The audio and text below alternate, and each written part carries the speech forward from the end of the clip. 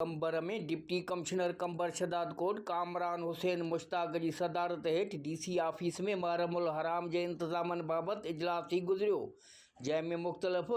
मुक्तबे फ़िक्र के उलमा करामन समेत ज़िले इंतजामिया के मातहत कम कंदड़ इदारन के अमलदारन शिरकत कई। उन मौके ते डिप्टी कमिश्नर कंबर शदाद कोट कामरान हुसैन मुश्ताक ॻाल्हाईंदे चयो त महरमुल हराम जो महीनो सब्र ऐं तहमुल जो महीनो है, जैमें असां सभिनी के इतिहाद ऐं भाईचारो कायम करण घुर्जे। हिन हर मुक्तबे फ़िक्र के आलमन के चयो त उन सिलसिले में ज़िले इंतजामिया ऐं कानून लागू कंदड़ इदारन सां मुकम्मिल सहकार कन ऐं शर पसंद अनासरन ते कड़ी नज़र रखन त जीअं महरमुल हराम जो महीनो ख़ैर खूबी सां गुज़री वञे। हिन चयो त असांजो मज़हब इस्लाम असांखे अमुन भाईचारे प्यार मोहब्बत सां रहण जो दर्स ॾिए थो।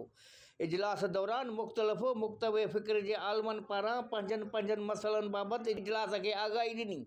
जंहिंमें सफ़ाई सुथराई जो न हुजण, पीअण जे साफ़ पानी की फराहमी, लाइटिंग, खुलियल गटरन के बंद करण ऐं बिजलीअ जी फराहमी के यकीनी बणाइण बाबति पुर निशानदेही कराई वई,